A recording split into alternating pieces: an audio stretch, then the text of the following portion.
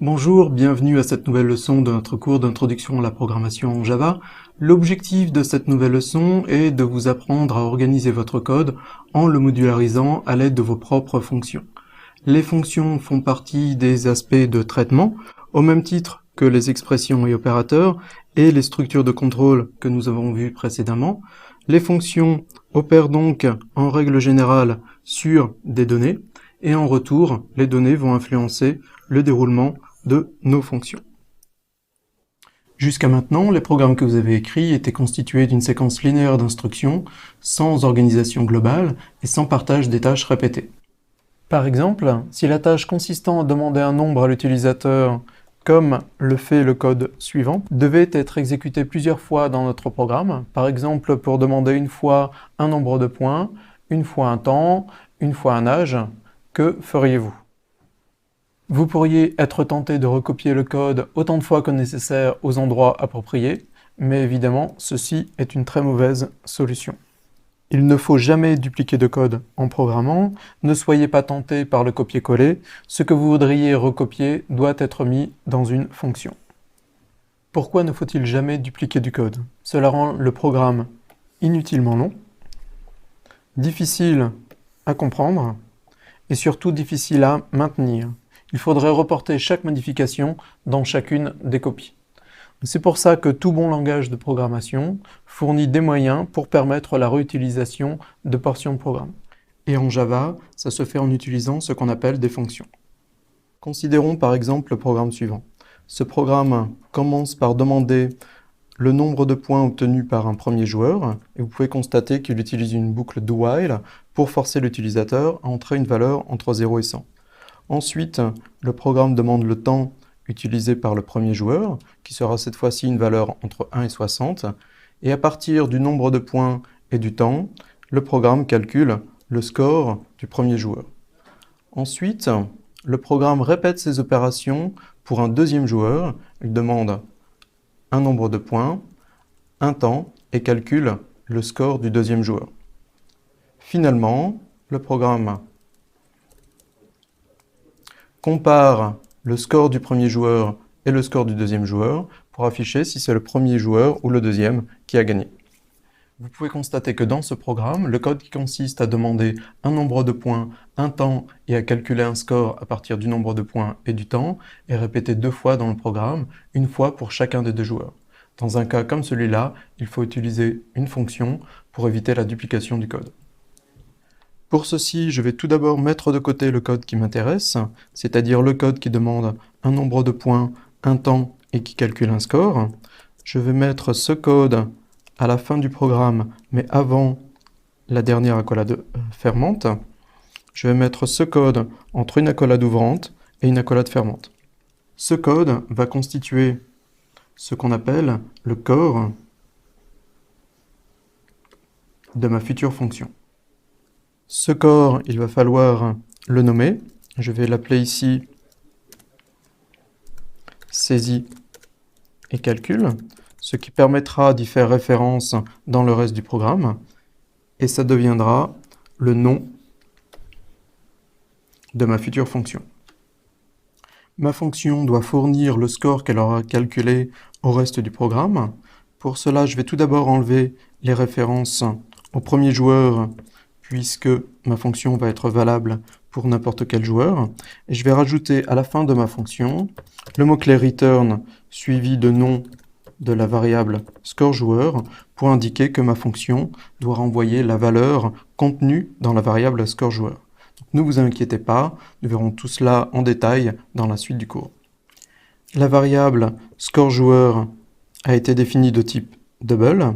La fonction va donc fournir une valeur de type double, ce qu'il faut indiquer au reste du programme, et ça se fait en rajoutant double avant le nom de la fonction. Un autre aspect des fonctions est qu'elles peuvent utiliser des valeurs fournies par le reste du programme pour pouvoir fonctionner.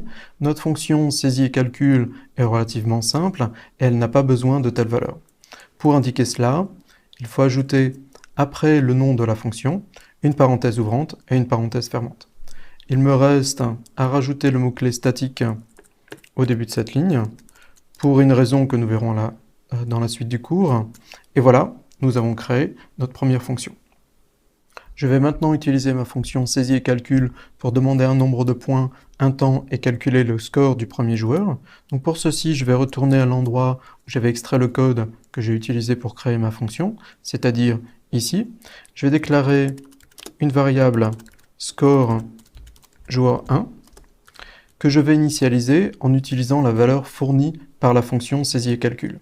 Donc pour cela, je vais indiquer le nom de la fonction, suivi d'une parenthèse ouvrante et d'une parenthèse fermante.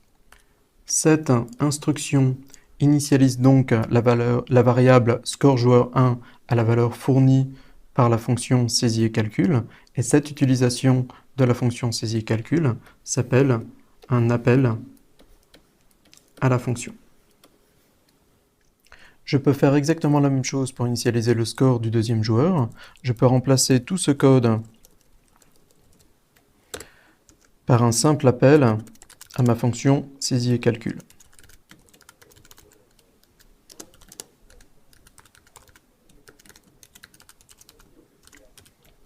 Et vous pouvez constater que le programme est maintenant beaucoup plus concis.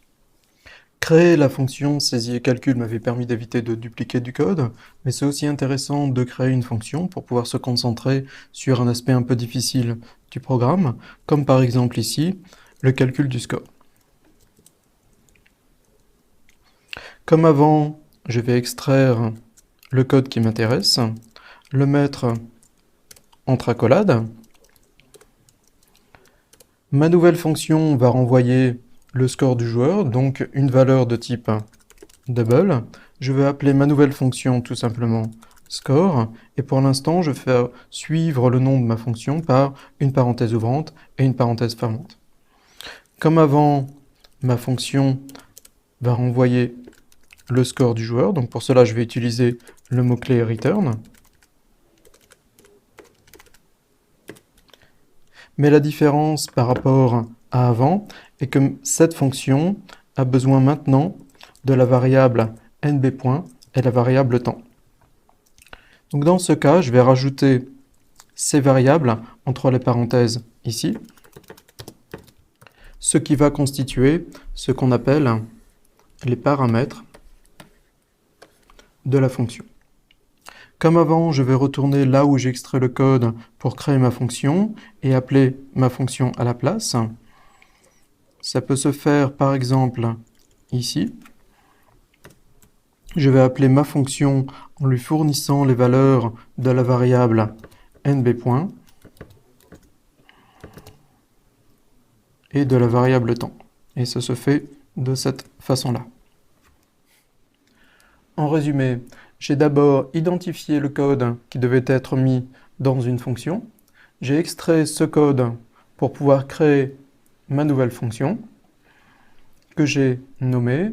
J'ai identifié ce dont avait besoin en entrée ma fonction pour pouvoir fonctionner. J'ai aussi identifié ce que devait fournir ma fonction au reste du programme.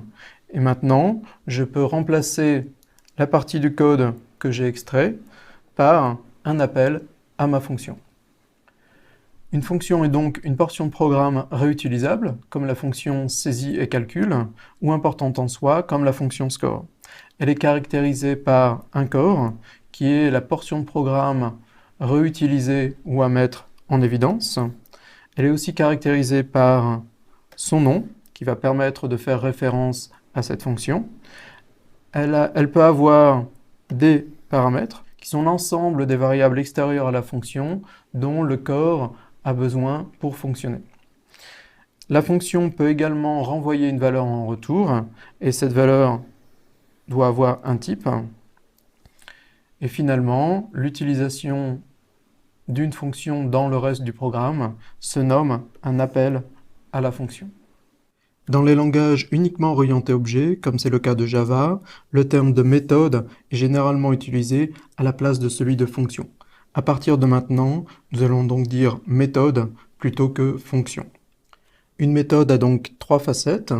Tout d'abord, son en-tête, qu'on peut voir comme un résumé de ce que fait la méthode puisqu'elle est constituée de son nom, de ses paramètres, qui correspondent aux valeurs dont a besoin la méthode pour pouvoir fonctionner, ainsi que le type de la valeur que va fournir la méthode. Le deuxième aspect est la définition de la méthode, qui commence par l'entête, mais qui est constituée également du corps de la méthode et qui contient le code qui sera exécuté quand on utilise la méthode. Le dernier aspect est donc l'utilisation de la méthode ou son appel, où on va utiliser la méthode en lui donnant des valeurs effectives pour ses paramètres. Et la méthode va, en règle générale, fournir une valeur qu'on va pouvoir utiliser pour initialiser une variable, par exemple. En pratique, le programmeur concepteur, c'est-à-dire la personne qui va écrire la définition de la méthode, n'est pas forcément la même personne que le programmeur utilisateur, c'est-à-dire la personne qui va utiliser la méthode. Le programmeur utilisateur n'a pas à connaître le corps de la méthode.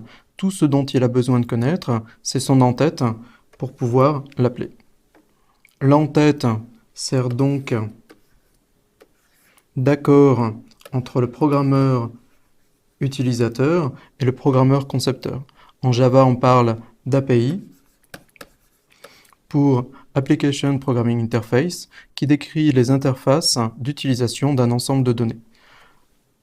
Le programmeur utilisateur doit respecter l'en-tête de la méthode quand il appelle la méthode, et le programmeur concepteur va s'arranger pour que l'en-tête corresponde au problème que l'utilisateur veut résoudre en appelant la méthode.